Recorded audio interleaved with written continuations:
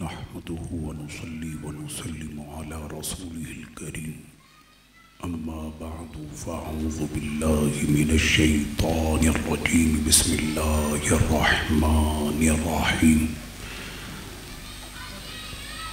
قل لا أسألكم عليه أجرا إلا المودة في القربى صدق الله مولانا العظيم إن الله وملائكته يصلون على النبي يا أيها الذين آمنوا صلوا عليه وسلموا تسليما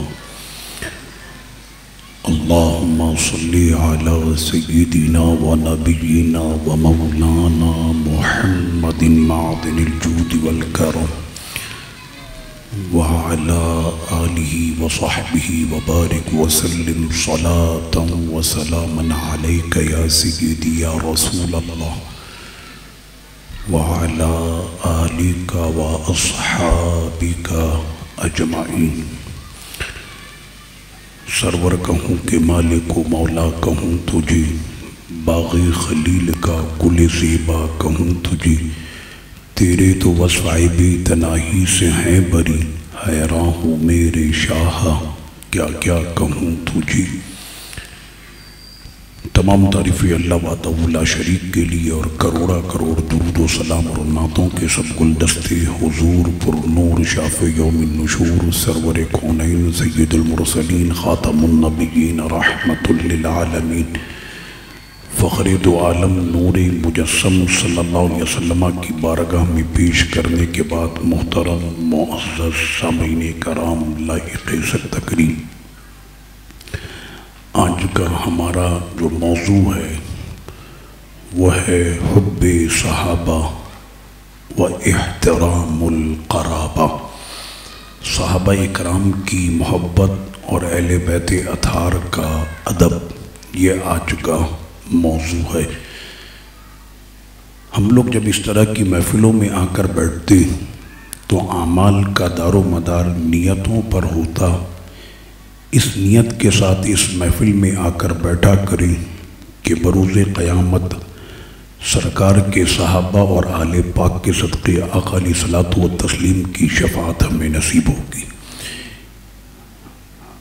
ہمیں نہیں پتہ نہ ہم نے دیکھا کتنی آنکھیں ابھی اس وقت ہم کو دیکھ رہی ہیں اور ہمیں سن بھی رہی ہیں اور یقیناً ہمارے اس عمل سے وہ خوش بھی ہو رہے کہ کئی سو سال گزر جانے کے بعد بھی ہمارا ذکر کرنے والے بھی زندہ ہیں اور ہماری محبت میں بیٹھنے والے بھی زندہ ہیں صحابہ اکرام علیہم رضوان آقا علیہ الصلوۃ والتسلیم کی بارگاہ میں جب حاضر ہوتے تو وہ بڑی بڑی اپنی نیتیں لے کر آتے کہ آج میں سرکار سے یہ مانگوں گا اور آج میں سرکار سے یہ دعا کراؤں گا اور آج میں حضور سے یہ بات کروں گا تو آپ کیا سمجھ رہے ہیں کہ آقا علیہ الصلوۃ والتسلیم آج ہماری نہیں سنتے حضور تو ہماری اتنی سنتے ہیں شاید کوئی بھی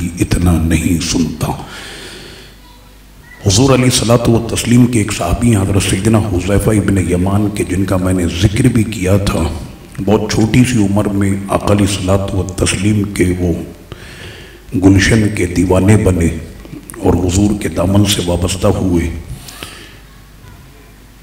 تو صحابہ کرام علیہم رضوان کی عادت تھی وہ کہتے تھے اب میری نگاہوں میں جچتا نہیں کوئی جیسے میرے سرکار ہے ویسا نہیں کوئی آقا علیہ الصلوۃ والتسلیم کی بارگاہ میں جب وہ بیٹھ گئے تو پھر وہ کہتے اب اس سے اچھی کوئی بارگاہ جہاں میں ہے نہیں نہ وہ مزہ ماں کے پاس بیٹھنے میں آتا ہے نہ وہ مزہ باپ کی صحبت اور سائے میں آتا ہے جو مزہ حضور کی رحمت میں آتا حضرت سیدنا زید یہ بچپن میں ہی یہ دمشق سے ان کو اغوا کیا گیا اور اس کے بعد یہ مدینہ کے بازار میں بکے لیکن ان کی قسمت کا تارا چمکا کہ ان کا سودا بازار مصطفیٰ میں ہو گیا اور یہ آقا علیہ السلام کی بارگاہ میں کیا پہنچے کہ قیامت تک حضرت زید کا ذکر قرآن کے 22ویں پارے میں ہوتا رہے گا۔ یہ واحد وہ صحابی ہیں کم و بیش 1.25 لاکھ صحابہ کرام علیہم رضوان میں حضرت زید کے جن کے نام سے قرآن میں ان کا ذکر ہے، کہ والد کو پتہ چلا کہ آقا علیہ الصلوۃ والتسلیم کی آپ صحبت میں، تو اس باپ سے پوچھو کہ بچپن میں بچھڑا تھا بچہ اور آج وہ جوانی کی دہلیز پہ قدم رکھ چکا، سامنے باپ ہے اور میرے آقا نے اجازت دی باپ کو کہ بیٹا اگر جانا چاہے تو جا سکتا، اور بیٹے کو کہا کہ اگر کے ساتھ جانا چاہتا تو حضرت زید نے یہی کہا کہ حضور آپ کی بارگاہ چھوڑ کر اب کہیں جانے کا من ہی نہیں کرتا، اب آپ ہی کے ساتھ میں نے رہنا۔ تو چھوٹے چھوٹے بچے بھی حضور علیہ السلام کے گرد آ کر بیٹھا کرتے اور آقا علیہ الصلوۃ والتسلیم بچوں سے بھی بڑی محبت فرماتی۔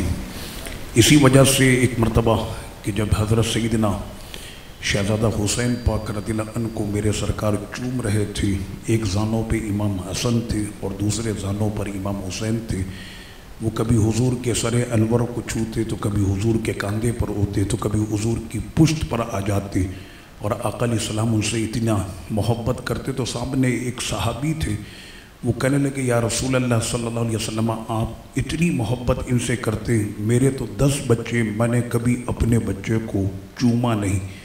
تو اس وقت آقا علیہ الصلوۃ والتسلیم نے یہ مشہور حدیث ارشاد فرمائی، الراحمون یرحمہم الرحمن ارحموا من فی الارض یرحمکم من فی السماء، کہ رحم کرنے والے ان پر رحم کیا جاتا ہے، تم زمین والوں پہ رحم کرو، آسمان والے تم پہ رحم کریں گے۔ یہ آقا علیہ السلام نے اس وقت میں ارشاد فرمایا۔ تو سیدنا حذیفہ ابن یمان رضی اللہ عنہ کہتے ہیں کہ حضور کی صحبت اور حضور کی سنگت میں بیٹھنے کا وہ لطف آتا، بچے آ کر بیٹھتے تھے، اچھا صرف بیٹھتے نہیں، وہ بچے حضور کے ایسے عشق کے وہ دیوانے تھے۔ آقا علیہ السلام نے وضو کیا، پانی تھوڑا سا بچ گیا تو دائیں طرف بچے بیٹھے ہوئے، بائیں طرف بڑی عمر کے صحابہ بیٹھی، تو میرے سرکار کا بھی عدل دیکھے، آقا نے فرمایا جب بھی اچھا کام کرو تو دائیں سے کرو، یعنی تقسیم بھی کرو تو دائیں سے تقسیم کرو۔ تو حضور نے بچوں سے پوچھا کہ دائیں طرف تم بیٹھے ہو اور اس پانی کی تقسیم میں پہلے تمہارا حصہ، اگر تمہاری اجازت ہو، اللہ اکبر، سرکار بچوں سے اجازت مانگ رہے کہ اگر تمہاری اجازت ہو، حق تمہارا، اگر تم اجازت دو تو یہ بڑی عمر والے ہیں، یہ بھی تمنا اور آس لگائے بیٹھے، تو میں اپنا وضو کا یہ بچا ہوا پانی ان بڑی عمر والوں کو دے دوں۔ تو ان بچوں نے کہا کہ حضور آپ پر ہماری جانیں قربان، آپ کے اشارے پر لہو کا ایک ایک قطرہ قربان ہے، لیکن آپ کا بچا ہوا ایک قطرہ بھی ہم کسی کو نہیں دیں گے، یہ ہمارا حق ہے، ہم ہی کو ملے گا۔ تو اسی وجہ سے پھر فقہ نے اس پر ایک قاعدہ مرتب کیا، الایثار فی القرب مکروہ وفی غیرہ محبوب، کہ ایثار کرنا اللہ کا قرب حاصل کرنے میں یہ مکروہ ہے۔ اگر آپ کو پہلی صف میں جگہ مل گئی تو اب آپ کے بڑے بھائی آ جائیں، آپ کے ابا آ جائیں یا کوئی بھی آ جائے تو آپ نے پہلی صف کی جگہ چھوڑنی نہیں ہے، ایسا کرنا مکروہ ہے، اس لیے کہ پہلی صف میں ثواب نماز کا اتنا ہے کہ اگر پتہ چل جائے تو آقا نے فرمایا کہ پھر تو تلواریں نکل جائیں پہلی صف میں بیٹھنے کے لیے۔ ہمارے یہاں ہوتا ہے رمضان شریف میں کہ وہ رومال رکھ کے چلے جاتے ہیں، وہ مغرب میں رومال رکھ کے گیا، پھر وہ عشاء میں سب سے آخر میں آتا، پھر وہ لڑتا بھی ہے مسجد میں، وہ کہتا ہے میں تو رومال رکھ کے گیا تھا، تو رومال رکھ کر گیا تو ایسا لگتا ہے جیسے اس جگہ کا وہ ایگریمنٹ کر کے گیا ہے کہ یہ جگہ میں نے خرید لی۔ تو ایسا نہیں، جو پہلے آئیے پہلے پائیے والا ہے کہ آپ پہلے سے آئیں اور پہلی صف میں آ کر بیٹھے۔ تو وہ چھوٹی چھوٹی عمر کے بچے، تو حذیفہ ابن یمان کہتے ہیں رضی اللہ عنہ، میرے سرکار کے رازدار صحابی، ہمارے یہاں کہتے ہیں نا کہ بھئی یہ ملک کا رازدار، یہ فلاں کا رازدار، حذیفہ ابن یمان آپ کو کروڑوں سلام ہوں کہ آپ سرور کونین کے رازدار۔ تو حضرت حذیفہ ابن یمان کہتے ہیں کہ بڑا دل چاہتا تھا کہ حضور کی بارگاہ میں جا کر بیٹھے۔ اچھا صحابہ جب آ کر بیٹھتے تو بیٹھنے کے بعد جاتے نہیں، تو آقا علیہ السلام نے اس پر بھی یہ فرمایا کہ اٹھو جاؤ جا کر کام کرو، کچھ روزی تلاش کرو، کچھ کام کرو، ہر وقت تم لوگ یہیں پر بیٹھے رہتے ہو۔ وہ جاتے ہی نہیں تھے، بیٹھے ہی رہتے تھے، حضور کو دیکھتے رہتے تھے۔ تو تو سرکار نے فرمایا جاؤ، تو سارے چلے گئے۔ اب سرکار نے فرمایا جاؤ جا کر کام وام بھی کرو، آتے جاتے رہا کرو، اس میں محبت بڑھتی ہے، ہر وقت کیا بیٹھے رہو، تو آتے جاتے رہا کرو۔ تو سارے اٹھ کر چلے گئے۔ تو 2-3 دن کے بعد آقا علیہ السلام نے فرمایا سیدنا ابو بکر صدیق رضی اللہ عنہ سے، کہنا کیا بات ہے ابو بکر نظر نہیں آتے؟ کہنا حضور آپ نے فرمایا نا آتے جاتے رہا کرو، تو ابو بکر کیسے آپ کے حکم پر عمل نہ کرے؟ تو ابو بکر نے بھی آنا جانا شروع کر دیا۔ فرمایا وہ تو دوسروں کے لیے، تمہارے لیے تھوڑی ہے، تم بیٹھے رہا کرو، تم چلے جاتے ہو نماز میں بھی تمہاری یاد آتی ہے، میرا ابو بکر کہاں چلا گیا؟ صدیق اکبر سے اتنی محبت آقا علیہ الصلوۃ والتسلیم کی۔ تو حضرت حذیفہ ابن یمان کہتے ہیں میں اپنی ماں سے اجازت لے کر آتا، دن کی نمازوں میں تو مسئلہ نہیں، ہمارے یہاں بھی ہوتا ہے نا کہ دن میں بچہ اگر نکلتا ہے تو ماں باپ کو اتنا ڈر نہیں، لیکن رات میں جب نکلے تو یا تو کوئی بڑا ساتھ میں جائے، نہیں تو اگر کوئی قریب میں ہو تو اجازت مل جائے۔ فرماتے ہیں کہ میرا گھر مسجد نبوی شریف سے دور تھا، اور رات میں جب میں آؤں تو اجازت جو ہے وہ لینی مشکل ہوتی، اور ماں کو سمجھائیں تو کیسے سمجھائیں؟ تو حذیفہ ابن یمان حضور کا جو رازدار بنے تو اللہ نے اس کو عقل اور شعور بھی کتنی عطا کی ہوگی، اپنی ماں سے یہ کہتے اس انداز میں، اور یہ انداز اگر ہم لوگ بھی اپناتے ہیں نا تو ہماری بھی جاں بخشی ہو جاتی، اس انداز میں کہتے کہ اماں میں اپنے پیارے نبی کی بارگاہ میں جا رہا ہوں اس لیے کہ میں حضور سے اپنے لیے بھی دعا کروں گا، آپ کے لیے بھی دعا کراؤں گا۔ تو ماں جو ہے وہ جانے کی اجازت دے دیتی۔ تو حذیفہ ابن یمان جو ہے وہ حضور علیہ السلام کی بارگاہ میں آتے، یعنی یہ چھوٹے جو صحابہ اکرام اس ٹائم پر، تو آقا علیہ الصلوۃ والتسلیم کی بارگاہ میں ظہر کی نماز ادا کی، ظہر کے بعد گفتگو کا سلسلہ چلتے چلتے وہ عصر ہو گئی، عصر کی نماز کے بعد بھی جو ہے وہ سلسلہ چلتے چلتے مغرب ہو گئے، اور مغرب کے بعد آقا علیہ السلام جب اپنے کاشانے کی طرف جانے لگے تو اب دل میں بڑا یہ تھا کہ ماں سے وعدہ کر کے آیا ہوں کہ آپ کا سلام بھی پیش کروں گا اور آپ کے لیے دعا بھی کراؤں گا، اب وہ بات تو اگر رہ گئی تو پھر اماں ناراض ہوں گی۔ تو اس ارادے سے حذیفہ ابن یمان اب آقا علیہ السلام کے پیچھے چل دیے، حضور اپنے کاشانہ اقدس کی جانب جا رہے ہیں اور یہ پیچھے پیچھے چلتے ہوئے حضور علیہ السلام کے گئے، اور جب دیکھا کہ حضور دور ہو رہے تو انہوں نے اپنے قدم جب تیز کیے، اور جب قدم تیز ہوئے تو پیروں کی جو دھمک ہوئی تو اس سے آقا علیہ السلام نے بغیر پیچھے مڑے فرمایا کون ہے؟ حذیفہ ہے، یعنی بغیر پیچھے دیکھے سرکار فرمانے کون ہے؟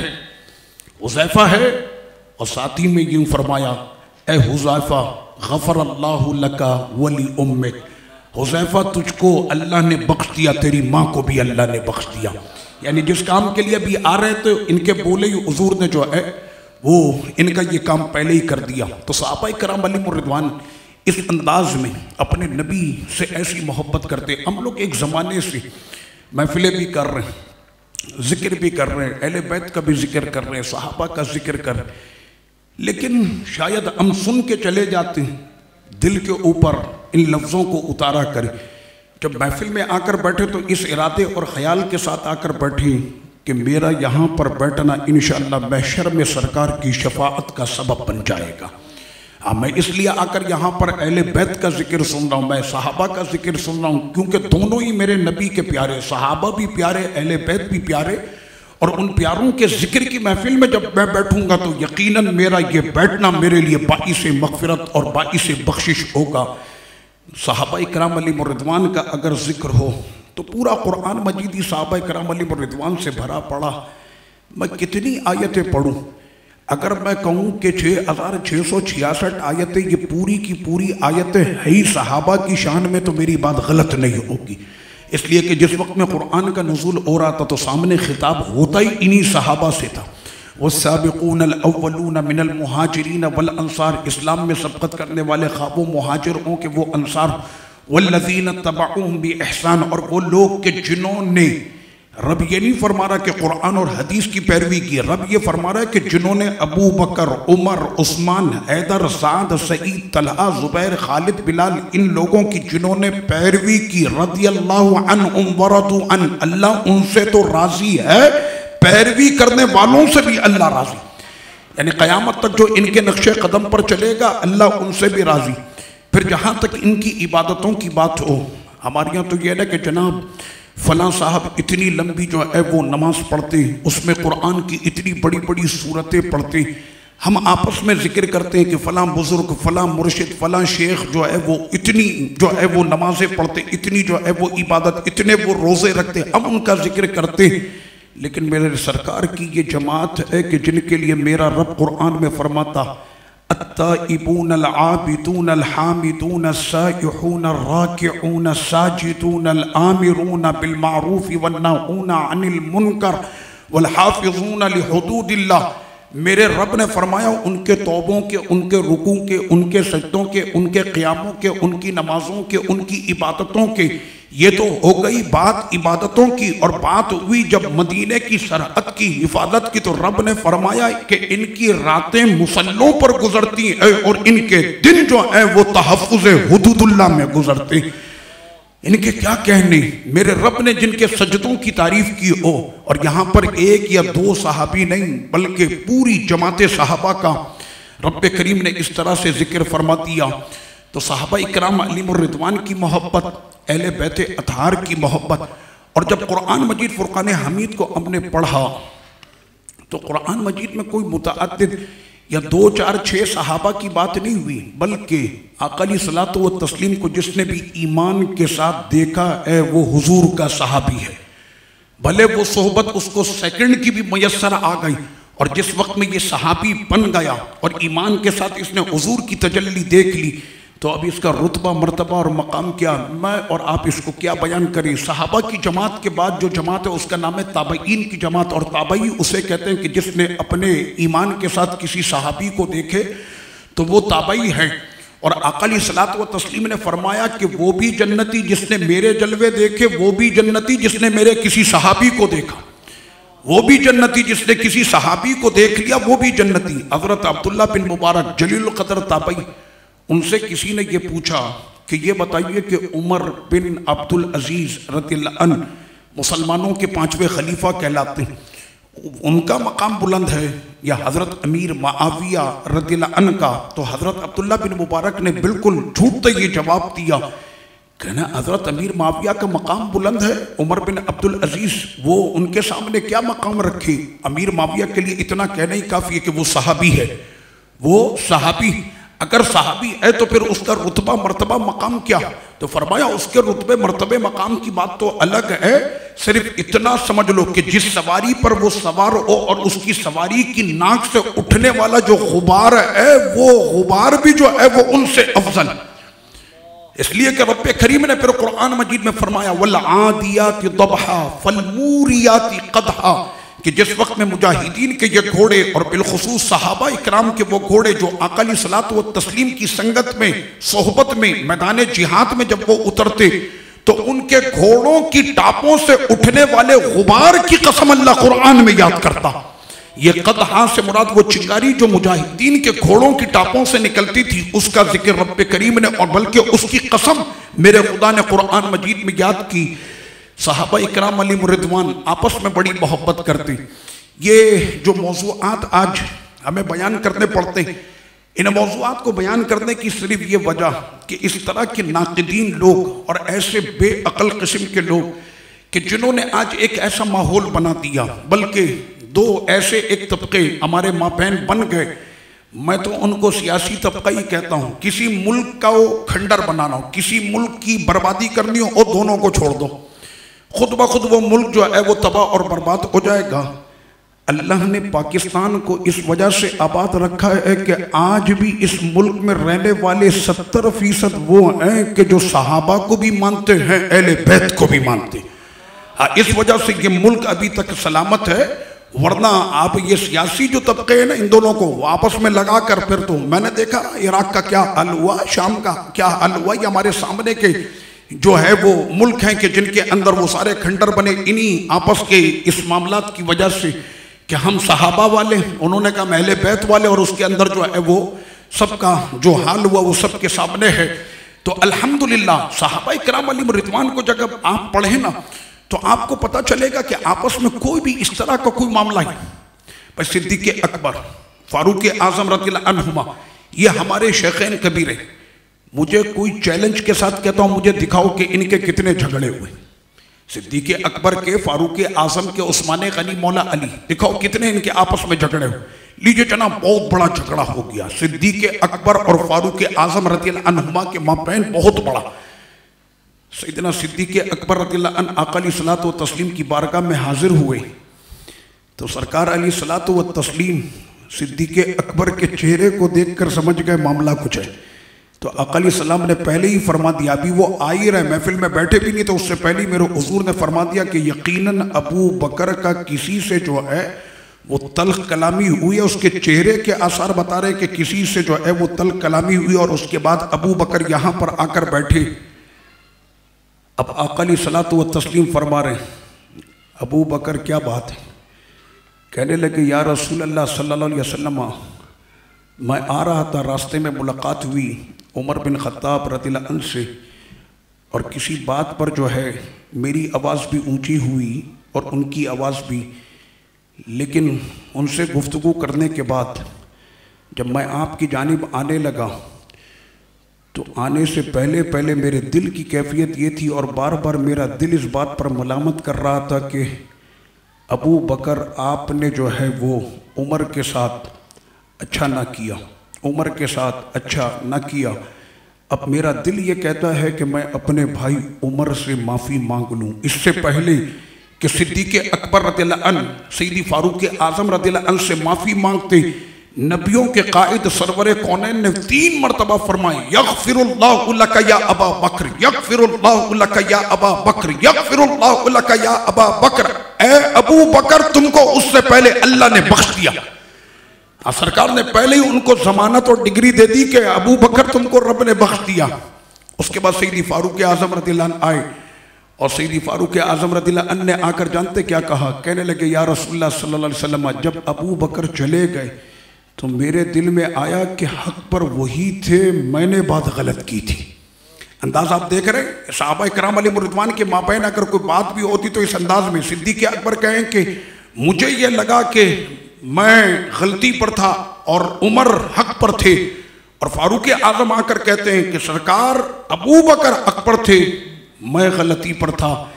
اس انداز میں ان کی محبتیں ہوا کرتی تھیں۔ ارے ان کی محبتوں کا عالم تو ایسا کہ آپس میں ایسی محبت، صحابہ کے اہل بیت آپس میں ان کی ایسی محبت، اگر آپ تاریخ کو اٹھائیں، اگر آپ سیرت کو اٹھائیں تو وہ زمانے سے لے کر آج تک صحابہ اکرام علیہم الرضوان سے اہل بیت نے ایسی محبت کی اور صحابہ نے اہل بیت سے ایسی محبت کی۔ کیا آپ اس بات کو نہیں جانتے؟ کربلا کی وادی میں جام شہادت نوش کرنے والے 3 ابو بکر تھے، 2 عمر تھے، 2 عثمان تھے، اور اگر آپ کو وہ منظر دے تو کربلا کی وہ جو اجتماعی قبر آج بھی کربلا کی وادی میں چمک رہی، اس پر جو گنبد بنے اس پہ نام لکھے ہوئے، جا کر ان ناموں کو پڑھیے گا، ایک پر ابو بکر، ایک پر عمر، ایک پہ عثمان، آج بھی لکھا ہوا۔ وہ سارے اہل بیت اطہار ہیں، اور اہل بیت اس بات پر فخر کرتے تھے کہ اپنے بچوں کے نام جو ہیں وہ صحابہ کرام اور خلفائے راشدین کے نام پر وہ اپنے بچوں کے نام رکھے۔ ایسی ان میں آپس میں جو محبت کی فضا قائم تھی، میں تو چیلنج کرتا ہوں کہ کوئی دکھائے لا کر کہ کون سے اختلافات اور کون سے جھگڑے ان کے آپس میں ہوئے۔ ان کی محبتوں کا عالم تو یہ سیدنا مولا کائنات رضی اللہ عنہ کہتے ہیں فجر کی اذان ہو رہی ہے، میں مسجد نبوی شریف کے دروازے پر پہنچا اور وہاں پر عورت کھڑی، اور اس نے مجھے کہا کہ یہ تھال میں کھجور ہے، آقا کی بارگاہ میں پیش کر دینا۔ تو میں نے وہ کھجور کی تھال لی اور سرکار علیہ الصلوۃ والتسلیم کی میں بارگاہ میں پہنچا، اور آقا علیہ السلام کی بارگاہ میں نے وہ تھال رکھی، اور سرور کونین صلی اللہ علیہ وسلم نے مجھ کو اس تھال میں سے ایک کھجور جو ہے وہ مجھ کو عطا کی، وہ بھی مدینے کی، اور دست مصطفیٰ کو چوم کر آئے تو پھر اس کا ذائقہ کیسا ہوگا۔ میں نے وہ کھجور کھائی، لیکن کھجور کھانے کے بعد میری جو ہے وہ طبیعت اور بڑھ گئی کہ شاید اور بھی مل جائے، لیکن حضور علیہ السلام کے سامنے مانگتے ہوئے مجھے حیا آئی، اور میں نے ایک ہی پر صبر کر لیا، میں نے ایک ہی پر صبر کر لیا کہ اتنے میں میری آنکھ کھلی اور مسجد نبوی شریف میں اذان فجر ہو رہی تھی، اور میں خواب کی حالت میں تھا۔ میں نے خواب دیکھا، اور اب میں جاگتی حالت میں پھر نکلا اور مسجد نبوی شریف کے دروازے پر پہنچا تو عورت وہاں پر موجود ہے، اس نے مجھے تھال دی اور کہا کہ امیر المؤمنین عمر بن خطاب کی بارگاہ میں یہ تھال پہنچا دی جائے۔ تو میں نے وہ کھجور کی تھالی جو تھی وہ سیدی فاروق اعظم رضی اللہ عنہ کی بارگاہ میں پیش کی، تو فاروق اعظم رضی اللہ عنہ نے بھی مجھ کو ایک کھجور عطا کی، وہ بھی بڑی ذائقے والی۔ جب میں نے وہ کھا لی حضور کے سامنے تو میں دوسری نہ مانگ سکا، لیکن فاروق اعظم کے سامنے اتنی جرت میں نے کی کہ حضور ایک کھجور مجھے اور مل جائے گی؟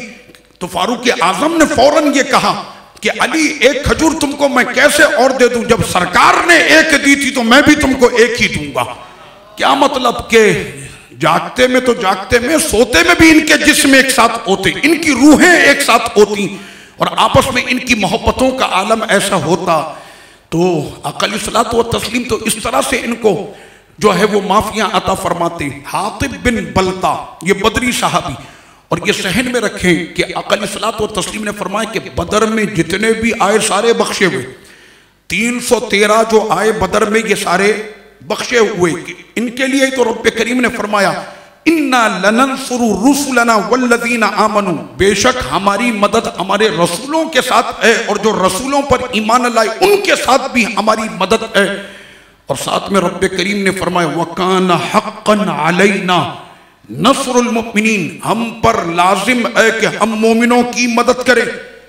اتنی مضبوطی کے ساتھ تو باپ اپنے بیٹے کو نہ بولے، بیٹا اپنے باپ کو نہ بولے، اس لیے کہ کوئی بھی اتنی مضبوطی کے ساتھ اور اتنے وثوق کے ساتھ یہ بات نہیں کہہ سکتا کہ ابا ساری زندگی میں آپ کی مدد کروں گا، یا باپ اپنے بیٹے کو بولے ساری زندگی میری مدد تمہارے ساتھ رہے گی۔ لیکن رب کریم نے فرمایا کہ ایمان لیا آؤ، ہم پر لازم ہے کہ ہم تمہاری مدد کریں۔ اے میرے مالک تیری مدد کا وہ وقت کیا ہوگا، وہ کون سی گھڑی ہوگی کہ جب سرور کونین صلی اللہ علیہ وسلم بدر کی وادی میں میرے آقا کے دست کرم اٹھے اور دعائیں ہو رہی، سیدنا صدیق اکبر رضی اللہ عنہ حضور علیہ السلام کے ساتھ ہیں۔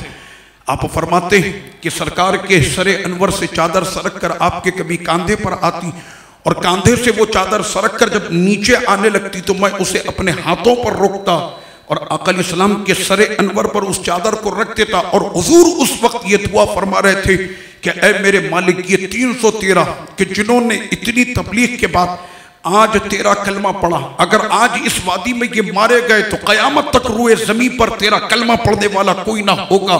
اور آقا علیہ السلام اس طرح سے رب کی بارگاہ میں کہہ رہے مالک وہ کون سا وقت ہوگا، تو نے وعدہ کیا کہ تو مومنوں کی مدد کرے گا، اور یہ تجھ پر ایمان رکھتے ہوئے اور توکل اور یقین اور بھروسہ رکھتے ہوئے یہاں تک یہ پہنچ گئے۔ اے مالک وہ کون سی کھڑی ہوگی کہ جب تیری مدد آئے گی تو اس وقت رب کریم نے فرمایا وَلَقَدْ نَصَرَكُمُ اللَّهُ بِبَدْرٍ وَأَنْتُمْ أَذِلَّةٌ، بدر کی وادی میں رب کی مدد آئی، حالانکہ تم کمزور تھے۔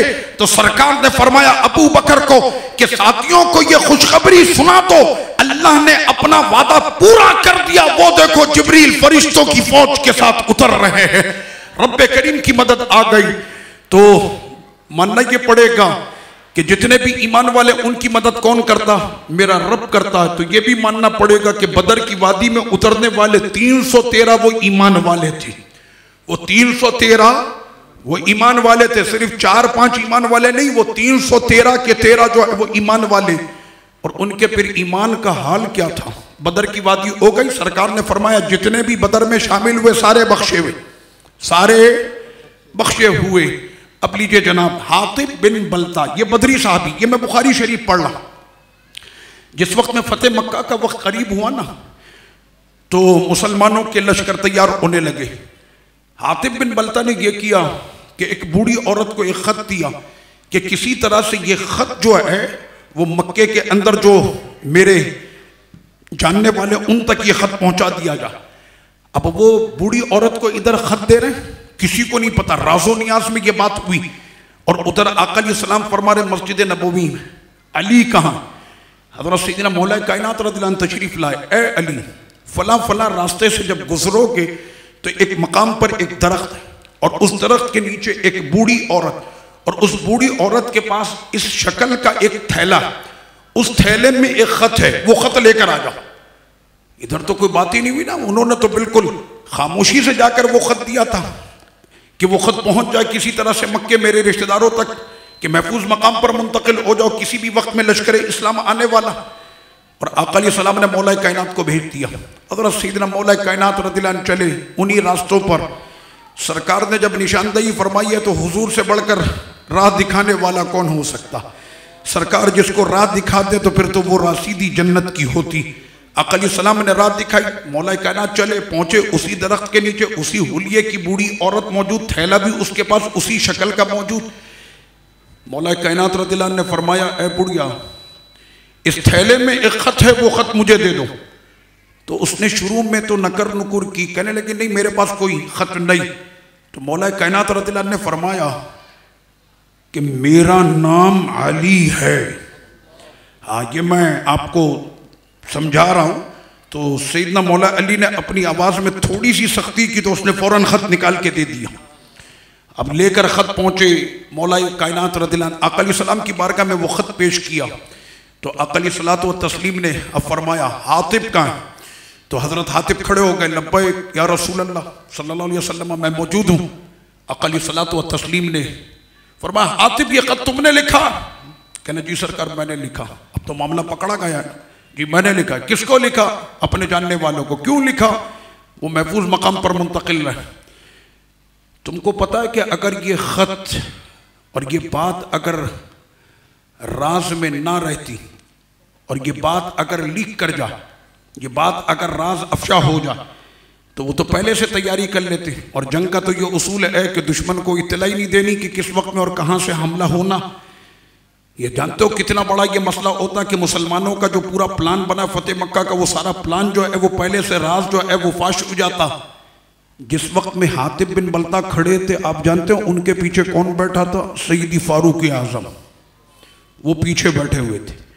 اب آپ خود اندازہ کر لیں کہ جس کے پیچھے عمر بن خطاب اور غلطی پکڑی گئی, سیدی فاروق اعظم نے کھینچی اپنی تلوار. سرکار مجھے حاطب سے نفاق کی بو آ رہی ہے, آپ اشارہ کریں میں ابھی اس کا سر قلم کرتا ہوں. آقا علیہ السلام نے فرمایا اے عمر ٹھہر جا, تمہیں پتہ نہیں کہ حاطب بدری اور جتنے بھی بدری ہیں وہ سارے بخشے ہوئے, سارے بدری بخشے ہوئے. تو جب آقا علیہ الصلوۃ والتسلیم نے بار بار ان لوگوں کو مجدے بخشے ہوئے بے حساب, یہ جو چاہے کرے ان کا کوئی حساب نہیں ہے, تو 1400 سال کے بعد کس کی اوقات ہے کہ وہ صحابہ کا احتساب کرے اور کہے کہ فلاں کے لیے یہ تھا اور فلاں کے لیے یہ تھا. میں نے کہا جن کو حضور نے بخشا ہوا ایک نہیں بار بار حضور نے فرمائی یہ جنتی وہ جنتی, یہ جنتی وہ جنتی, بلکہ یہ جنتی بھی ایسے جنتی جو ان کو دیکھ لے وہ بھی جنتی. یہ تو جماعت پوری جماعت صحابہ اکرام کی, ہر صحابی نبی, ہر صحابی نبی, ہر صحابی نبی, سارے صحابہ اکرام علیہم رضوان جب جنتی ہیں تو آقا علیہ الصلوۃ والتسلیم نے اس پوری جماعت کو جو ہے وہ اب لیجئے جناب قرآن مجید فرقان حمید, کسی میں جرت نہیں کہ قرآن کی ایک آیت میں بھی تحریف کر دے, لیکن جن کا قرآن مجید ہی نہ ہو وہ کچھ بھی کر سکتا. جو یہ کہے کہ قرآن مجید کے 40 پارے تھے 10 پارے عثمان غنی کی بکری کھا گئی, میں نے کہا یہ بکری بھی اسپیشل ہے, ساری بکریاں چارہ کھاتی, یہ بکری کاغذ کھاتی. تو یہاں پر مسئلہ یہ کہ جن کے پاس اس طرح کے معاملات ہوں وہ کچھ بھی کر سکتے ہیں, تو ان کا قرآن مجید سے کوئی تعلق ہے نہیں. اب وہ قرآن کی کوئی بھی آیت پڑھ کر کوئی بھی ترجمہ کوئی بھی وہ کر دے. ہم تو اصل میں پرابلم میں یہ آ گئے کہ ہمیں قرآن کی بولی سمجھ میں نہیں آتی, ہمیں قرآن کا جو زبان ہے وہ زبان ہمیں سمجھ میں نہیں آتی. اگر آپ کو عربی زبان سے واقفیت ہو جائے اور عربی زبان آپ کے سمجھ میں آنے لگ جائے پھر آپ کو لطف آئے گا کہ قرآن مجید جس وقت میں عرب میں پڑھا جاتا نا, میں نے ایک اچھا خاصا وقت عرب میں گزارا اور ابھی بھی میں عرب میں رہتا ہوں. میرے گھر میں بچے عربی بولتے, ہمارے جو لینگویج گھر کی ہے وہ عربی. تو وہ جب عرب میں قرآن پڑھا جا رہا ہوتا ہے, جوانوں کو آپ دیکھیں 20 سال 22 سال 25 سال کے جوان, اور جس وقت میں عذاب الہی کی آیتیں یا رب کے خوف اور وعید کی جو آیتیں ہوتی تو یقین کریں ان کی چیخیں نکل جاتی, دھاڑے مار مار کے وہ مسجد میں رو رہے ہوتے. ان کے جوانوں کی میں بات کر رہا ہوں, اس لیے کہ قرآن کی آیتیں جو ہیں وہ دلوں پہ اثر کرتی. اچھا ایسا نہیں کہ جس کو زبان نہیں آتی تو یہ قرآن صرف عربوں کے لیے نہیں ہے, یہ قرآن سارے جہاں کے لیے. صرف شرط یہ ہے کہ جو اس قرآن کے ساتھ دل لگاتا ہے یہ اس کے دل میں اتر جاتا. شرط یہ ہے کہ اس کے ساتھ دل لگانا پڑتا، تو یہ دل میں ایسا اتر جاتا کہ 11 سال کی عمر میں جس نے قرآن یاد کیا 71 سال کی عمر میں بھی اس سے پوچھ لو تو قرآن آپ کو زبانی سنا دے گا۔ یہ قرآن مجید کا اعجاز ہے کہ جو دلوں کے اندر اتر جاتا۔ تو آپ جب قرآن مجید اٹھا کر دیکھیں تو قرآن مجید میں رب کریم نے کیا فرمایا۔ جس وقت میں قرآن مجید کا نزول ہوا 2 طبقے تھے، یا تو میرے سرکار کے چاہنے والوں کا گروہ تھا یا پھر کفار مشرکین اور منافقین ان کا گروہ تھا۔ انہی 2 کا ذکر قرآن مجید میں، ایک طرف غلامان مصطفیٰ، ایک طرف آدائے مصطفیٰ۔ تو وہ جو ذکر ہوئے وہ سارے ذکر یا تو ان کے لیے یا ان کے لیے۔ اب جب قرآن نے کہا جاہد الکفار والمنافقین، اے میرے حبیب جہاد کریں کافروں سے اور منافقوں سے، وغلظ علیہم، اور منافقوں پر شدت کریں۔ اگر آپ نے منافقوں پر شدت نہیں کی نا تو پھر یہ آپ کے اوپر شدت پسند بن کے برسیں گے اور اتنی جیکٹیں اور اتنے بم پھاڑیں گے کہ آپ کی عقلیں دنگ رہ جائیں گی۔ اس لیے پہلے سے فرمایا کہ اپنے کھوٹوں کو مضبوط کر کے رکھنا، ورنہ منافقین تمہیں جینے نہیں دیں گے۔ کافروں سے صرف جہاد ہوگا، منافقوں سے جہاد بھی اور ان پر سختی بھی کرنا۔ وہ تو جن لوگوں کو پتا چلا نا کہ یہ کون سی بلا ہے منافق، تو بعد میں ان کو پتا چلا جب کھیتی وہ چک گئے نا تو اس کے بعد پھر ان کو پتا چلا ارے ہم تو سمجھ رہے تھے یہ تو مولوی صاحب نماز کی دعوت دینے کے لیے آئے تھے، یہ تو کلمہ پڑھانے کے لیے آئے تھے، بعد میں پتا چلا اسی محلے کے اندر ہی پھاڑ پھوڑ کے چلے گئے۔ تو یہ جو معاملہ ہے، اسی لیے امام اہل سنت اعلیٰ حضرت مولانا شاہ امام احمد رضا خان محدث بریلوی نے قوم کو بیدار کیا۔ وہ امام اہل سنت جس نے قوم کو بیدار کیا اور کہا دشمن احمد پہ شدت کیجئے، ملحدوں کی کیا مروت کیجئے، غیظ میں جل جائے بے دینوں کے دل، یا رسول اللہ کی کثرت کیجئے۔ تو یہ پہلے سے جو درس دیا نا، یقین کریں گے وہ ہمارا محسن وہ امام ہے کہ جس نے ملت کو بھی بچایا اور ملت میں بسنے والوں کو بھی بچا لیا۔ اس نے پہلے سے خبردار کیا، اور جو لوگ نا آشنا تھے ان لوگوں سے، تو منافق اس کو کہتے ہیں کہ جو بناوٹی ایمان لائے، اور کہنے والے یہ کہتے ہیں کہ حضور کے سامنے یہ سارے جتنے بھی تھے معاذ اللہ صحابہ یہ بناوٹی ایمان لائے، اور آقا علیہ الصلوۃ والتسلیم جب دنیا سے پردہ فرما گئے تو یہ سارے ایمان سے پھر گئے۔ میں نے کہا میرے سرکار کو تو حذیفہ ابن یمان کا بچپنا بھی پتا ہے کہ پیچھے آنے والا کوئی اور نہیں حذیفہ۔ دل میں جو وہ تمنا لے کر آیا کہ ماں کے لیے بخشش کی دعا کرانی ہے تو سرکار پہلے ہی فرما دے تیری بھی بخشش ہو گئی، تیری ماں کی بھی مغفرت ہو گئی۔ تو وہ سرکار وہ نبی کہ جن کے سامنے کوئی غیب نہ ہو، اور کوئی غیب کیا تم سے نہاں او بھلا، جب نہ خدا ہی چھپا تم پہ کروڑوں درود۔ تو سرور کونین کی ذات گرامی تو یہ تو حضور کو نہیں پتا کس کا ایمان کیا ہے۔ تو آقا علیہ الصلوۃ والتسلیم نے پھر اس وقت میں کیوں فرمایا کہ میرے ابو بکر کی ایک نیکی سارے جہاں پہ بھاری، میرے ابو بکر کی ایک نیکی سارے جہاں پہ بھاری۔ میرے آقا آپ کو کائنات میں سب سے زیادہ محبت کس سے ہے؟ فرمایا عائشہ سے، سیدہ عائشہ صدیقہ سے۔ تو صحابہ اکرام کو بڑی حیرت ہوئی، حضور بھرے مجمع میں فرما رہے ہیں کہ میری محبوبہ میری زوجہ عائشہ ہے۔ ہمارے یہاں کبھی ہو نا کوئی اپنی بیوی سے محبت کرتا ہو تو اس میں کوئی حرج کی بات نہیں ہے، بیوی سے محبت کرنا کوئی جرم نہیں ہے۔ وہ تو معاشرے کے اندر اس کو یہ سمجھا جانے لگ جاتا کہ جناب جیسے کوئی اس نے جرم کر دیا یا اپنی بیوی سے محبت کرتا وہ جورو کا غلام ہو گیا، اور اس طرح کے الفاظ اسے سننے کو ملتے نہیں، اس میں کوئی حرج کی بات نہیں۔ بھرے مجمع میں میرے آقا علیہ السلام سے جب پوچھا تو حضور نے بالکل برجستہ فرمایا مجھے سب سے زیادہ محبت اپنی زوجہ عائشہ سے ہے۔ تو وہ بڑی حیرت سے کہنے لگے کہ سرکار آج تو ہم اس امید کے ساتھ تھے کہ حضور کی زبان سے تمغہ آج کس پیارے صحابی کو ملے، ہم تو اس امید کے ساتھ تھے کہ آپ کسی ہم میں سے کسی کا نام لیتے۔ اچھا اب یہ بتائیے کہ ہم میں سے آپ کو سب سے زیادہ محبت کس سے ہے؟ فرمایا ابوہا عائشہ کے والد سے ہے، عائشہ کے والد سے۔ تو صدیق اکبر رضی اللہ عنہ سرکار کے ایسے محبوب اور ان کی شہزادی میرے سرکار کی زوجہ وہ محبوبہ، تو آقا علیہ الصلوۃ والتسلیم نے فرمایا کہ ابو بکر کی ایک نیکی سارے جہاں پہ بھاری، سارے جہاں کی نیکیاں رکھو ایک پلڑے میں، ابو بکر کی ایک نیکی سب پہ بھاری۔ اب اس کی تفسیر آپ کو پتا ہے وہ ایک نیکی کون سی ہے؟ فاروق اعظم رضی اللہ عنہ جیسا مفسر آئے گا وہ بتائے گا کہ وہ ایک نیکی کون سی ہے۔ کہنا ابو بکر وہ رات کہ جس میں سرکار نے اپنا سر انور آپ کی گود میں رکھ کے وہ رات جو پوری آپ نے سور کے اندر گزاری تھی غار سور میں، اتنے قریب سے جمال مصطفیٰ دیکھنے کا اگر شرف ملا ہے تو صرف ابو بکر کی آنکھوں کو ملا۔ ایسے قریب سے حضور کا جلوہ دیکھ رہے تھے تو فاروق اعظم اس پر کہہ اٹھے کہ ابو بکر کی وہ ایک رات، اس پر عمر بھی قربان، آل عمر بھی قربان، اس رات سے افضل پورے جہاں میں کوئی رات نہیں۔ اور جس دن میں ابو بکر نے مسیلمہ کے خلاف اپنے لشکر کو کسا تھا، اس سے افضل کوئی دن ہی نہیں۔ ایک نیکی ابو بکر کی جو ہے وہ سارے جہاں پر بھاری۔ اور آقا علیہ الصلوۃ والتسلیم نے پھر فرمایا فاروق اعظم رضی اللہ عنہ کے لیے، اگر میرے بعد کسی نبی کا آنا ہوتا تو عمر بن خطاب ہوتے۔ سرکار ان لوگوں کو یہ القاب اور یہ میری امت کا ملہم عمر ہے، جس کو خدا سے مانگ کر لیا۔ مرید رسول تو یہ سارے کے سارے تھے مرید رسول، عمر ایک ہے کہ جو مرید رسول بھی تھا، مراد رسول بھی تھا۔ اللہ سے مانگ کے لیا فاروق اعظم رضی اللہ عنہ کو، تو یہ فاروق اعظم کو رتبہ میرے سرکار نے دیا۔ آقا آپ نے ان سے لڑائی نہیں کی، بناوٹی ایمان معاذ اللہ۔ صدیق اکبر کو ایک نیکی سارے جہاں پر بھاری، پورا جہاں قیامت تک، یہ جہاں پورا قیامت تک ابو بکر کا مقروض ہے، یہ سارے مقام ان کو ملے۔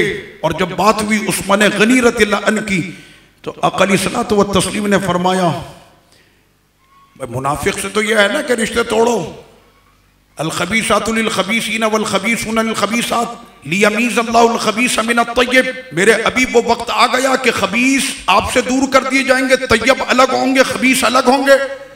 یہ ساری قرآن مجید کی آیت ہے کہ خبیث آپ کے ساتھ تو ہو ہی نہیں سکتا، خبیث تو بہت دور کی بات ہے۔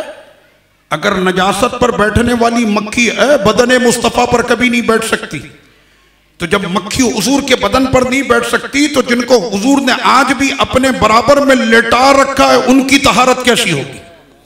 تو ایسے وقت میں سیدی عثمان غنی رضی اللہ عنہ کے لیے آقا علیہ الصلوۃ والتسلیم نے کیا فرمایا؟ رشتے توڑے نہیں، بلکہ ایک بیٹی پھر دوسری بیٹی دینے کے بعد پھر فرمایا کہ اگر میری 40 بیٹیاں ہوتی تو ایک ایک کر کے ساری عثمان میں تمہارے نکاح میں دے دیتا۔ سرکار نے ایسے رشتے جوڑے ہیں۔ تو یہ بعد میں آنے والی یہ روایتیں اور من گھڑت باتیں اور یہ ساری چیزیں، تو صحابہ کرام علیہ الرضوان کا ایسا رشتہ سرور کونین صلی اللہ علیہ وسلم سے رہا۔ اور آقا علیہ الصلوۃ والتسلیم نے فرمایا احب اللہ لما یغزوکم من نعمی، اللہ سے محبت کرنا کیونکہ اس رب نے تم کو اتنی نعمتیں عطا کی ہیں۔ اپنے خدا سے محبت کرنا، ہمیں خدا سے محبت کرنی چاہیے ہر وقت، اور بالخصوص کہ جس وقت میں آپ کھائیں اور پئیں نا، تو کھانے کے بعد جب آپ اپنے خدا کا شکر ادا کرتے تو میرا رب فرماتا ہے اے فرشتوں اس کے رزق میں اضافہ کر دو۔ کتنا اضافہ کر دو بندہ تصور بھی نہیں کر سکتا، خدا اپنی شان کے مطابق اس کے رزق میں اضافہ کرتا۔ لَإِن شَكَرْتُمْ لَأَزِيدَنَّكُمْ، اگر آپ کو عربی گرامر آتی ہو نا تو ازیدنکم، کہ تم صرف شکر ادا کرو، ارے میں اتنیا رزق بڑھاؤں گا تم گمان بھی نہیں کر سکتے۔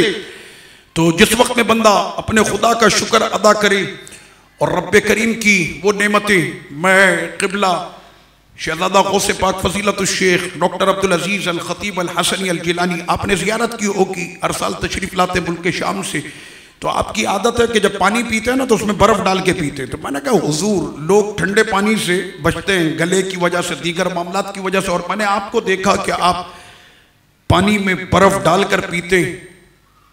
تو ان کی اپنی ایک لاجک ہے، انہوں نے فرمایا اتنا بڑا زمانے کا عالم، اتنا بڑا فقیہ، اتنا بڑا محدث، تو انہوں نے فرمایا کہ یہ میری لاجک اپنی ہے کہ جس وقت میں ٹھنڈا ٹھنڈا پانی حلق کے ذریعے جب سینے میں اتر رہا ہوتا تو اندر ٹھنڈک جاری ہوتی اور اندر کی گرمائش جب باہر آتی تو اس کے ساتھ جو ٹھنڈی سانس نکلتی ہے تو اس میں خدا کا شکر ادا کرنے کا بڑا لطف آتا ہے۔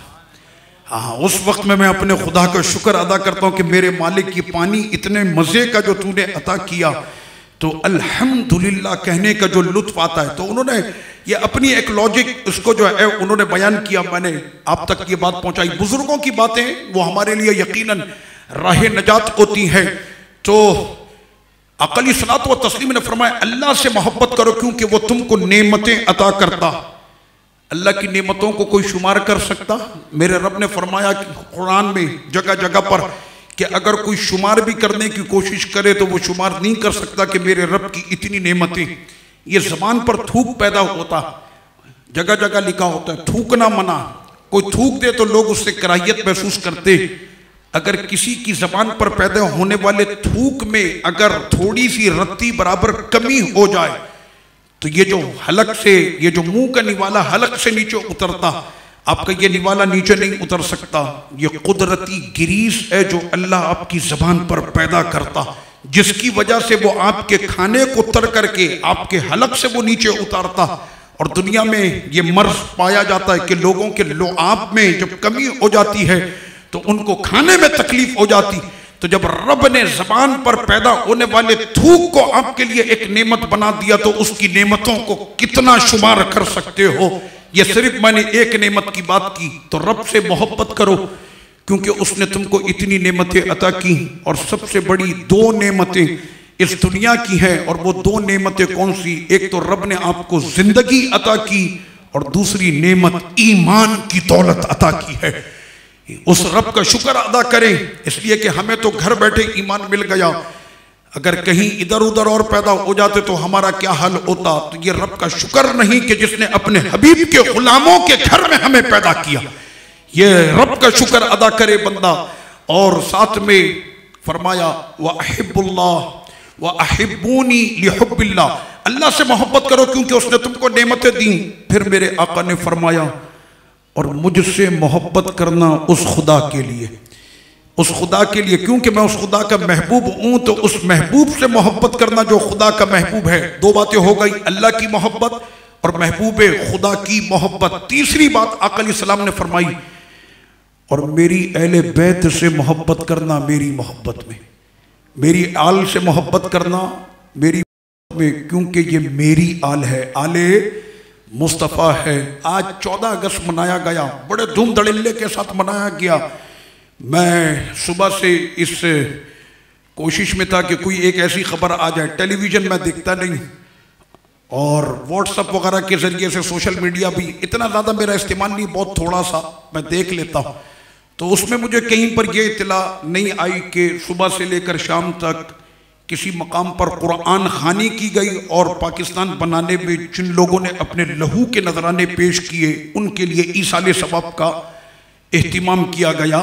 ہاں یہ ضرور آئی کہ آدھے چہرے پہ جھنڈا بنا کے کوئی گھوم رہا ہے، کوئی سڑک پر باجا بجاتے ہوئے بھاگ رہا، اور اس طرح کی خبریں، وہ زیادہ تر یہی والی خبریں چلی. خیر، اللہ پاک ان تمام لوگوں کے اور ان کے مزاروں پر رحمتوں کے اور ان کے قبروں پر اللہ رحمتوں کی بارش فرمائے جنہوں نے اس ملک کو بنانے میں اپنے لہو سے آبیاری پیش کی تھی. تو علامہ اقبال کا بھی ذکر آتا کہ پاکستان بنانے کا خواب اقبال نے دیکھا. اقبال کی میں بات کر کے ایک بات آپ کے ذکر میں کرنا چاہتا ہوں. اقبال کو میرے آقا علیہ الصلوۃ والتسلیم سے بھی بڑی محبت اور اقبال کو آل رسول سے بھی بڑی محبت تھی. تو اقبال یہاں پر، اور جب پاکستان کی بات آتی ہے تو ہم نے بچپن سے اسکول میں یہی پڑھا کہ پاکستان کا خواب اقبال نے دیکھا. سوال یہ کہ بچپن میں تو یہ بات سمجھ میں نہیں آئی، تھوڑے بڑے ہوئے تو شعور آیا کہ خواب دیکھا تھا یا ان کو خواب کسی نے دکھایا تھا. یہ اس طرح سے اس کو بیان کرے.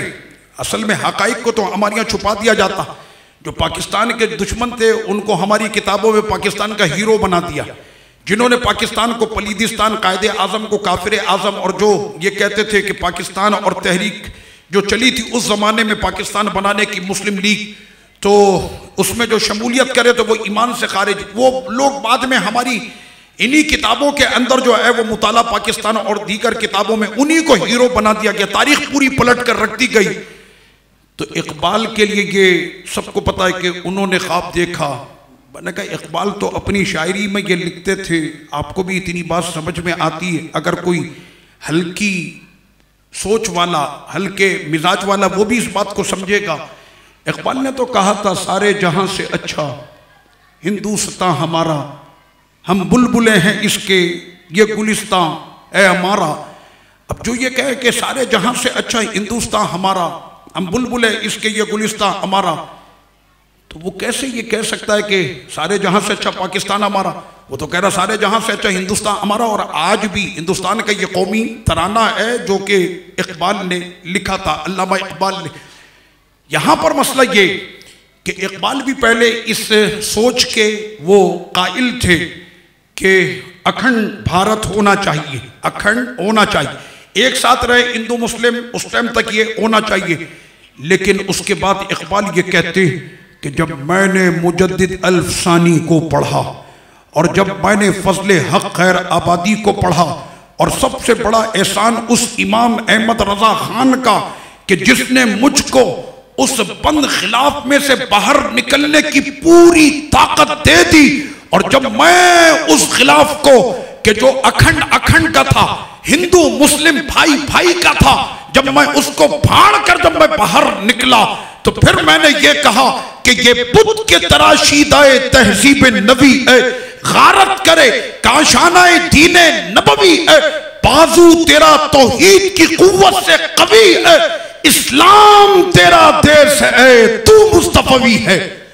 اس کے بعد پھر اقبال نے یہ بات کہی کہ دیس کی کیا بات ہوتی ہے، دیس کچھ نہیں، سب سے پہلے اسلام تیرا دیش ہے، اسلام تیرا دیش ہے، تو مصطفی ہے۔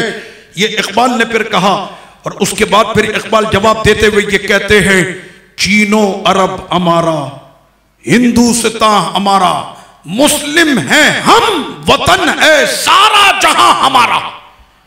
پھر اقبال نے یہ بات کہی تھی، تو اب بات آپ کے سمجھ میں آئی، پیچھے بزرگوں کی روحانی ہاتھ جب اقبال کے ساتھ ملے تو پھر اقبال نے یہ بات کہہ دی۔ اقبال بڑی محبت کرتے اہل بیت اطہار سے، آپ جانتے ہیں اپنی شاعری کے اندر اقبال نے کیا بات کہی، وہ شعر تو مجھے یاد نہ رہے لیکن اس کا مفہوم ابھی میرے ذہن میں آیا کہ آج 14 اگست ہے تو میں نے کہا ذکر کروں۔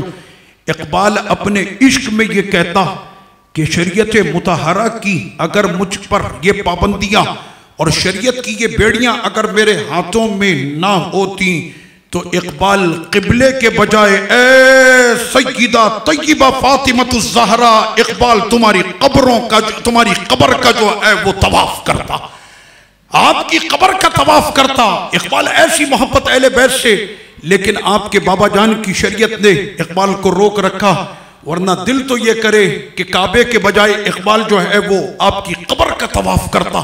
ایسی محبت سیدہ طیبہ کائنات فاطمۃ الزہرا رضی اللہ عنہا سے اقبال نے اس محبت کا ذکر کیا، اور امام اہل سنت نے تو یہ پہلے ہی فرما دیا پیش نظر وہ نوبہار، سجدے کو دل ہے بے قرار، روکیے سر کو روکیے، ہاں یہی تو امتحان ہے۔ آقا علیہ السلام کے لیے امام اہل سنت نے یہ کہا، اور اقبال نے سیدہ فاطمۃ الزہرا سلام اللہ علیہا کے لیے انہوں نے اس لفظ کا اظہار کیا۔ اور کیوں نہ ہو، سرکار کو خود اپنی آل سے بہت پیار ہے۔ میرے سرکار کے ایک پیارے صحابی غالباً حضرت سیدنا شداد کر کے ان کا نام آتا، کہتے ہیں کہ حضور کی اقتداء میں نماز پڑھ لیتے، اس نماز کا کیا کہنا کہ آگے امام المرسلین ہو اور پیچھے سارے مقتدی کھڑے ہوں صحابہ کرام۔ سجدے میں جب گئے تو سجدہ طویل ہو گیا، تو صحابہ کرام کو اب سجدے میں، اس لیے کہ آقا علیہ الصلوۃ والتسلیم نے خود یہ فرمایا کہ جس وقت میں تم لوگوں کے امام بنو تو اپنی نمازوں میں تخفیف کرو، یعنی اتنی طویل نماز نہ کر دو کہ کوئی جو ہے وہ اکتا جائے۔ ہاں جب تم تنہا نماز پڑھ لو تو تمہاری مرضی جتنا چاہے لمبا رکوع اور سجدہ کرو، لیکن جب لوگوں کے لیے امام بنو تو اپنی نماز میں، یہ میرے سرکار کا حکم ہے، تو نماز میں تخفیف کرو۔ آج آقا علیہ السلام کا خود اپنا سجدہ جب طویل ہوا تو وہ کہتے ہیں کہ مجھ سے رہا نہ گیا، اور دل میں میرے اضطراب ہوا کہ وجہ کیا بنی کہ سرکار کا سجدہ طویل ہوا۔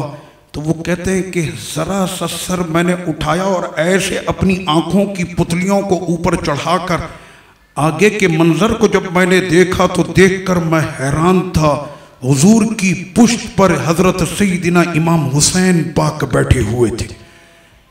ان کی وجہ سے آقا علیہ السلام نے اپنے سجدے کو طویل کر دیا، اور جب ان کی طبیعت نانا جان کی پشت پر بیٹھے بیٹھے وہ طبیعت بھر گئی، اور خود آپ جب اتر گئے تو سرکار پھر سجدے سے آقا نے سر اٹھایا اور اس طرح سے جو ہے وہ نماز مکمل ہوئی. فرمایا کہ حسین میری پشت پر تھے، اس وجہ سے میں نے سجدے کو طویل کر دیا. یہ ڈر تھا کہ میں اگر اپنا سر اٹھاتا تو کہیں میرا حسین گر نہ جاتا. ابھی آقا علیہ الصلوۃ والتسلیم کا جب اتنا طویل سجدہ امام حسین نے دیکھا. بچوں کی ایک عادت ہوتی کہ آپ گھر میں جس لہجے میں بات کریں بچہ اسی لہجے میں بات کرے گا، آپ جو کام کریں گے بچہ وہی کام کرے گا. میری عادت ہے گالیاں دینے کی. مولانا صاحب آپ دعا کریں کہ میرا بچہ گالی دینا چھوڑ دے. یہ نہیں ہو سکتا. جب آپ گالی گھر میں دیں گے تو بچہ بھی ضرور گالیاں دے گا، اس لیے کہ وہ کسی سے سیکھے نہ سیکھے سب سے پہلے جو بچے کی تربیت گاہ ہے وہ تو ہمارے یہاں پر ماؤں نے اپنی جان چھڑانے کے لیے صبح ان کو بھیج دیتے. چلو بھائی 7 بجے ہی وین آ گئی، بھیجو سب کو. اماں سے پوچھو اتنا زیادہ تم کو پڑھائی کا شوق ہو گیا؟ کہنا ہے پڑھائی گئی. اصل میں تو 7 بجے سے لے کر 1 بجے تک اماں نے سونا ہوتا، اور رات میں تو وہ سارا وہ چل رہا ہوتا نا فیس بک اور یہ اور سارا، تو وہ سونے کا اصل میں وقت ہوتا ہے. اس وجہ سے اس ماں کو اگر یہ پتا ہو کہ 7 سال کی عمر تک یہ بچے کی جو اصل تربیت گاہ ہے وہ اے ماں تیری گود میں ہے، اس بچے کو سچ سکھاؤ، اس بچے کو حق سکھاؤ، اس بچے کو اللہ کی محبت سکھاؤ، اس بچے کو نبی کی محبت سکھاؤ، اس بچے کو صحابہ کی محبت سکھاؤ، اس بچے کو اہل بیت کی محبت سکھاؤ، غوث و خواجہ کی محبت سکھاؤ، قرآن کی محبت سکھاؤ. اس لیے کہ 7 سال کی عمر تک جب یہ پہنچتا تو اس کے اندر جو ہے وہ ایک کیفیت اس کی بن چکی ہوتی، اور 7 سال کے بعد پھر جو دور ہے وہ باہر کا اور باپ کا دور شروع ہوتا. 14 سال تک وہ سلسلہ، اور 14 سال کا جب بچہ ہو جائے تو پھر باپ کو چاہیے کہ اپنے بچے کو، اور خاص طور پر بیٹا ہے تو اس کو اپنا دوست بنا لے، کیونکہ 7 سے لے کر 21 سال کی عمر تک یا تو اس عمر میں یہ بن جائے گا یا یہ بگڑ جائے گا. اگر یہ 21 سال کی عمر تک سنور گیا تو یہ سنور گیا، اور بگڑ گیا تو بگڑ گیا. یہ ہوتے ہیں وہ ایام کہ جو بچے کی زندگی کے ہیرے جواہرات سے بھی زیادہ قیمتی ایام ہوتے ہیں، اور جنہیں ہم اس انداز میں ضائع کر دیتے. تو امام حسین پاک بھی تو دیکھ رہے تھے نا کہ میں نانا جان کی پشت پر جب تھا تو نانا جان نے اپنی پشت پر اپنے سجدے کو اتنا طویل کیا، تو امام حسین نہیں دیکھ رہے تھے کہ سرور کونین بھی سجدے میں اور سارے پیارے سجدے میں. امام حسین وہاں سے وہ سارے منظر کو دیکھ رہے تھے. منظر جو ان کی آنکھوں میں سمایا تو حسین نے بھی پھر ایک سجدہ کیا تھا کربلا کی وادی میں. اور کربلا کی وادی میں جو سجدہ کیا، اپنے روایتوں میں یہ پڑھا، اپنے بزرگوں سے ہم نے یہ سنا. صدر الشریعہ بدر الطریقہ مولانا امجد علی اعظمی رحمت اللہ علیہ کی سیرت کو یہی بیان کیا جاتا ہے کہ حج کے لیے جا رہے تھے اور انتقال کر گئے، اور آنے والے سال میں اس سال کے بعد جو سال آیا تو محدث اعظم پاکستان مولانا سردار احمد صاحب رحمت اللہ علیہ فرماتے ہیں میں حج کے لیے گیا تو جس وقت میں کعبے کا طواف کر رہا تھا میں نے اپنی آنکھوں سے دیکھا کہ صدر الشریعہ میرے آگے طواف کر رہے تھے. تو یہ تو جس حالت میں بندہ دنیا کے سے جاتا تو وہ اسی حالت میں، یہ روایت مشہور کہ جو حج کے لیے نکلا اور وہ چلا گیا وہ قیامت تک حج کرتا رہے گا. تو حسین کے سجدے کو پھر سلام ہے کہ قیامت تک حسین کا سجدہ ہوتا رہے گا. ایسا سجدہ جو سیکھا اپنے نانا جان سے اور اس پشت پر، اور اس انداز میں جو ہے وہ آقا علیہ الصلوۃ والتسلیم نے سجدہ فرمایا. تو صحابہ اکرام علیہم الرضوان اور اہل بیت اعظام یہ آپس میں اتنی محبتوں کے ساتھ رہے. وقت ہوا تو انشاءاللہ میں اس مسئلے کو بھی بیان کروں گا کہ جتنے بھی اہل بیت اطہار تھے، مولا کائنات ہوں کہ امام حسین ہوں اور امام حسین کے بعد امام زین العابدین ہوں، ان کے جتنے بھی بچے، کسی کے 8 بیٹے تو ان میں سے 4 بچوں کا نام خلفائے راشدین پر. یہ میں اپنی کتاب میں دوسری کی کتابوں سے بھی دکھا سکتا ہوں. ابو بکر عمر عثمان تو ہر ایک نے اپنے بچوں کے نام رکھے. ابو بکر عمر عثمان ہر ایک نے اپنے بچوں کے نام رکھے ہیں. میں کربلا میں تھا تو کربلا کے امام صاحب وہ نماز پڑھا کر وہ فارغ ہوئے مغربین کی، تو میں بھی وہاں پر روضے شریف پر موجود تھا، ساتھ میں 2-4 ساتھی بھی تھے. تھوڑی بہت عربی سے میں بھی گزارا چلا لیتا. تو میں نے کہا کوئی کتاب آپ کے پاس ایسی ہے کہ جس میں کربلا کی پوری تاریخ بوثوق موجود ہو؟ بالکل ہے، سامنے کتاب تھی، یوں ہی کر کے اس نے اٹھایا. کہنے آئے آدھا کتاب معروف فی معرکۃ الطیف، وہ طیف کہتے ہیں کربلا کی جنگ کو. کہنے فی معرکۃ الطیف، آدھا کتاب معتبر.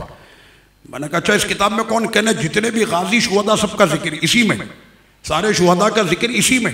میں نے اچھا ذرا کھول کے، اس نے جیسی کتاب کھولی نا، قسم خدا کی یہ کرامت ہے سیدی فاروق اعظم کی. وہ پہلا نام جو لکھا ہوا تھا نا وہ حضرت عمر کا لکھا ہوا تھا. تو یہاں پر حضرت عمر سے مراد حضرت عمر فاروق اعظم نہیں بلکہ اہل بیت ہیں. حضرت عمر آگے بن کر کے کچھ دوسرا نام تھا، لیکن نام جو ان کا تھا وہ عمر تھا.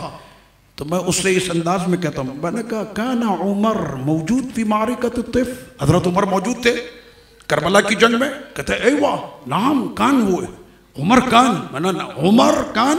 کہنا ہاں عمر تھے، عمر تھے. اور میرے ساتھ جو ساتھی ہیں نا وہ کھڑے مسکرا رہے ہیں. میں نے کہا اس کی عقل دیکھو، دل میں منو ٹنو بغض لے کر بیٹھا، لیکن سامنے کتاب جو کھلی ہے یہ سیدی فاروق اعظم اپنی کرامت دکھا رہے تھے کہ کربلا میں بھی آج بھی کتاب کھولو تو نام عمر بن خطاب کا نکلتا. الحمدللہ. تو یہ اہل بیت اطہار اور ان کے صحابہ کرام کے مابین جو محبتوں کے یہ رشتے اور یہ تعلقات رہے، ہمارا تو یہی کام ہے. ہمارے بزرگوں نے، ہمارے بڑوں نے ہم کو ادب سکھایا. قبلہ شیخ عبدالعزیز شہزادہ غوث پاک جب بھی اس موضوع پر بات کرتے ہیں تو ایک جملہ کہتے ہیں، وہ جملہ میں آج آپ کو بھی یاد کراتا ہوں. باقاعدہ پبلک سے کہتے ہیں کہ یاد کرو، اور وہ لفظ کیا کہتے ہیں میں دہراتا ہوں، آپ یاد کر لیں. فرماتے ہیں نحن نحب، وہ اپنے لفظوں میں اس طرح سے فرماتے ہیں کہ ہم محبت کرتے ہیں. تو فرماتے ہیں حب الصحابہ، بولیں حب الصحابہ، حب الصحابہ و احترام جمیع القرابہ. تمام صحابہ سے محبت کرو اور جتنے بھی اہل بیت ہیں وہ سارے کے سارے ان کا ادب اپنی جان سے بڑھ کر کرو. یہ عقیدہ اہل سنت و جماعت کا ہے. اللہ پاک ہمیں صحابہ اکرام اور اہل بیت اعظام دونوں کا فیض دنیا میں بھی عطا فرمائے، آخرت میں بھی عطا فرمائے، اور ان کی سیرت طیبہ کو اپنانے کی ہمیں توفیق عطا فرمائے. وما علیہ الا البلاغ.